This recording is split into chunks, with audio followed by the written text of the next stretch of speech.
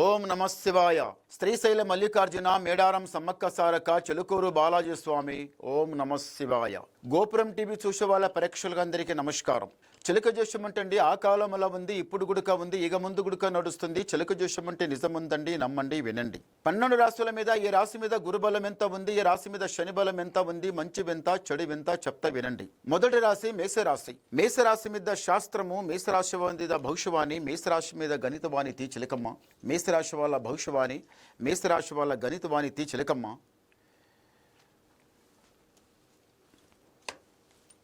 ఓ మేషరాశి వాళ్ళకి సాక్షంగా బాలాజీ దేవుడు, చెలుకూరు బాలాజీ దేవుడు.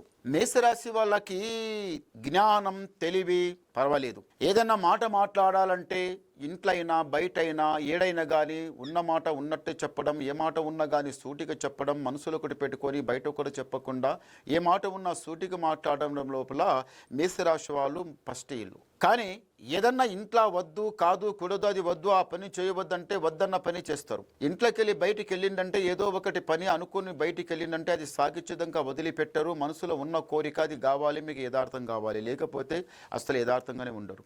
ఈ మేషరాశి వాళ్ళ దగ్గర చదువు, జ్ఞానం, తెలివి అంత బాగుంది. ఎప్పుడు ఒకటే కోరిక, ఇంట్లో ఉన్న వాళ్ళం చిన్న పెద్ద అందరూ ఒకటే ఐకమత్యంగా నడవాలి, ఈ మెట్టు దాటాలి, పై మెట్టు లెక్కాలి, పై మెట్టు లెక్కి అనుకున్నది సాగేయాలి, పై మెట్టు లెక్కాలని మనసు లోపల మాత్రం ఈ రాశి వాళ్ళకి చాలా బాగుంటుంది, పర్వాలేదు. మళ్ళీ ఒకటి ఏముందంటే మాత్రం ఈ రాశి వాళ్ళకి కొంచెం కోపం ఎక్కువ.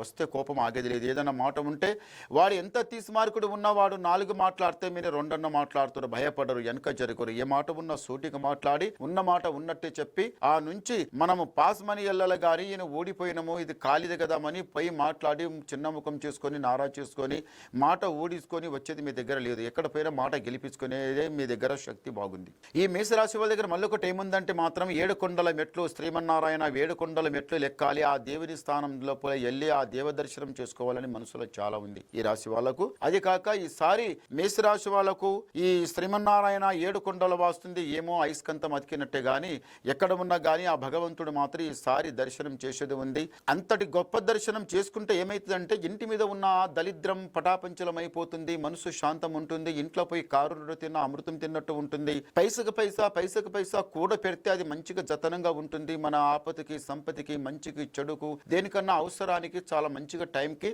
ఆ పైసా, ఆ డబ్బు కాపాడుతుంది. ఎందుకు గురించి ఎక్కడి నుంచో వచ్చింది ఒకసారి మొదలు పెట్టండి, ఒకసారి మీకు అర్థమవుతుంది. శ్రీమన్నారాయణ 7 కొండల మెట్లు లెక్కి ఆ స్వామి వారి దర్శనం చేసుకుని వస్తే మీకు కష్టానికి కూడా భయపడరు, దేనికి భయపడరు, 4 రాళ్ళు సంపాదించి వెనక పెడతారు, ముందు పై మెట్టులు ఎక్కుతారు. అది నేను చెప్పేది. ఈ రాశి వాళ్ళకి మళ్ళీ ఒకటి ఏముందంటే పెద్దలకు సేవ చేయడం, పెద్దలకు మంచిగా గౌరవించి మాట్లాడడం. మళ్ళీ ఒకటి ఏముందంటే మాత్రం ఎవరికన్నా సమయం పడితే, ఆపద పడితే తొందరగా పోవడం, వాళ్ళ సమయానికి ఏదో 10 లేకపోతే 5 లేకపోతే మన చేతనైన కాడికి సాయపడి వాళ్ళకి ఈ మెట్టు కాక పై మెట్టు లెక్కిపిచ్చి ఇలా ఉండు, ఇలా దారి నడు, ఈ దారిని నడిస్తే చెడిపోతూ, ఈ దారిని నడిస్తే సుఖపడతావు అని మంచి దారి చూపించి అలా రావడంలో ఈ రాశి వాళ్ళకి చాలా మంచిది. మళ్ళీ ఒకటి ఈ రాశి వాళ్ళకి ఒకటి ఏముందంటే మాత్రము 10 మందిలో కూర్చున్నా, ఇంట్లో ఉన్నా, బయట ఉన్నా మాట గెలిపించుకునేది ఒక బాగుంది, పర్వాలేదు. మళ్ళీ ఒకటి ఏముందంటే మాత్రం దరిద్ర గడ చాలా చెడ్డగా నడుస్తుంది రాశి వాళ్ళకి. ఏదో చేయాలనుకుంటే ఏదో జరుగుతుంది, కొంచెం మనసు బాధ, ఇంట్లో గుడక బరకత లేదు, వచ్చిన పైసా వచ్చినట్టే పోవడం. ఈ రాశి వాళ్ళకి ఇంతవరకు వాహన బండి గండం